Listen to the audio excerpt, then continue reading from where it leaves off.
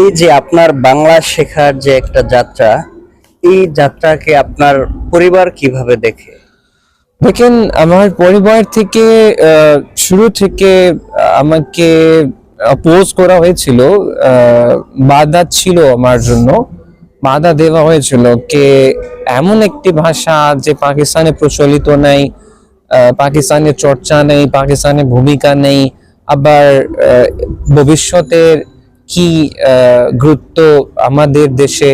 তো আহ, আমি তো আমার প্রেরণা নিয়ে এই ভাষা শিখছি, আমার আগ্রহ নিয়ে ভাষা শিখছি, আমার ভালোবাসার টানে এই ভাষা শিখছি।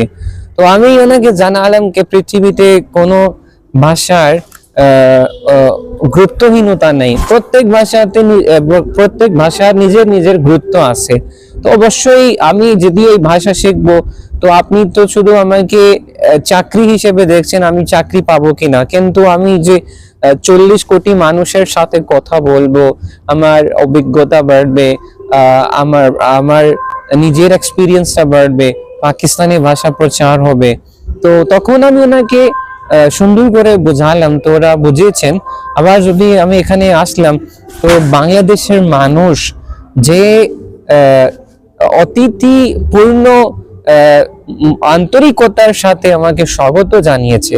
তো ওই জিনিসটা যদি ওরা যদি দেখলেন, আমার মা বাবা দেখলেন, আমার ভাই বোনরা দেখলেন, তো সবাই খুশি হলেন, সবাই সন্তুষ্ট হলেন। কে আল্লাহর শুকরে আমরা শুকরিয়া জ্ঞাপন করি যে আমাদের ভাই এমন একটি দেশে গিয়েছে যে বিদেশিকে সম্মান দেওয়া জানে, যারা বিদেশিকে সম্মান দেওয়া জানে, যারা বিদেশিকে সম্মান দেওয়া জানে। তো এটা বাংলাদেশের মানুষের ভালোবাসা, বাংলার দেশের সাধারণ সবাই আমাকে ভালোবাসেন, আমাকে আমার সব সময় আমার কাছে থাকেন, আমাকে সব সময় সাপোর্ট দেন, সমর্থন করেন। এটাই আমার জন্য যথেষ্ট। এই পর্যন্ত, শুরু থেকে এই পর্যন্ত আপনি কি কি সমস্যা বা বাধা বিপত্তির সম্মুখীন হয়েছেন? দেখেন, আমাকে বিশেষ করে আগে তো আমি অ্যাজ আ পাকিস্তানি হিসেবে যখন পরিচয়টা দিলাম, তো সবাই একটু মানে আহ, একটু ওনাকে অচেনা লাগতো, ভয় পেত। কে মানে বিশেষ করে ভর্তির সময় এখানে ঢাকা বিশ্ববিদ্যালয় আমি ভর্তি হতে চেয়েছিলাম, কিন্তু এখানে যেহেতু পাকিস্তানি ছাত্রদের ভর্তি হওয়া একটি এমবার্গো আছে, নিষেধাজ্ঞা আছে, তো আমি এখানে ভর্তি হতে পারিনি। যে এই জিনিসটা আমাকে অনেকটা আমাকে ভিতর থেকে আক্ষেপ করলো। আমি ভিতর থেকে একবার ভেঙে গেলাম যে আমার স্বপ্ন ছিল এই ঢাকা বিশ্ববিদ্যালয়তে বাংলা বিভাগে পড়াশোনা করা, বাংলাদেশের ছাত্রদের সাথে মিলেমিশে বাংলা ভাষা শেখা। কিন্তু একটি দেশের কেন্দ্রীয় ইউনিভার্সিটিতে যখন আমি চান্স পেলাম না, তো আমার খুব খারাপ লাগলো। তো বাকি দিক ক্ষেত্রে তো আমি কোনো ভাবেই বাংলাদেশের সাধারণ মানুষ থেকে বা অন্য কোনো ব্যক্তি থেকে আমি কোনোভাবে কষ্ট পাইনি। এটাই আমার যাত্রা গল্প। জি। বাংলাদেশের মানুষজনকে আপনার কেমন মনে হয়? আর পড়াশোনা শেষ হলে কি আপনি আপনার দেশেই চলে যাবেন, নাকি বাংলাদেশেই কোনো কিছু করার ইচ্ছা আছে? দেখেন, আমার বাংলাদেশের মানুষের সাথে যে আমার অভিজ্ঞতা, ওরা যেভাবে আমার সাথে আচরণ করে, আপনারা যেভাবে আমাকে স্নেহ, ভালোবাসা, আপন আহ, আহ, আপন ভাই হিসেবে আমার সাথে আচরণ করে, তো আমি যেখানে গিয়েছি, আমি কোনো জায়গাতে আমার নাগরিকতা নিয়ে বা বিদেশি হয় অ্যাজ আ বিদেশি হিসেবে আমাকে অন্যভাবে অচেনা বা আমার সাথে কোনো খারাপ ব্যবহার করা হয়নি।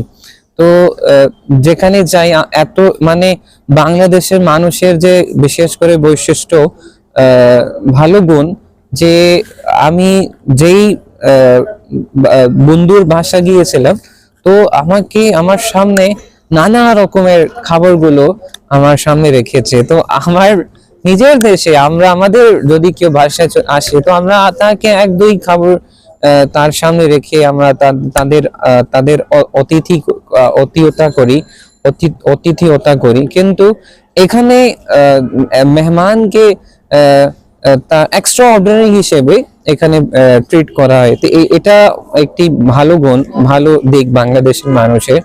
আর আমার বাংলা শেখানোর পর বাংলা ভাষা শিখলে আমি অবশ্যই পাকিস্তান যাব। পাকিস্তানে বাংলা ভাষার রেনোভেশন জন্য কাজ করব। পাকিস্তানি সাধারণ মানুষকে বাংলাদেশের সাথে জড়িত করব, বাংলা সাহিত্যের সাথে জড়িত করব।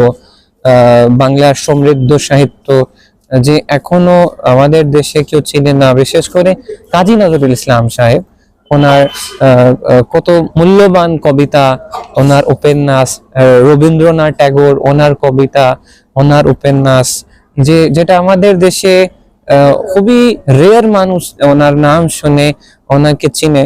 তো যদি অবশ্যই আমরা ইউথ অ্যাজ আ মানবতা হিসেবে কাজ করব, যেমন আমাদের তো মানবতাকে প্রচার করা উচিত।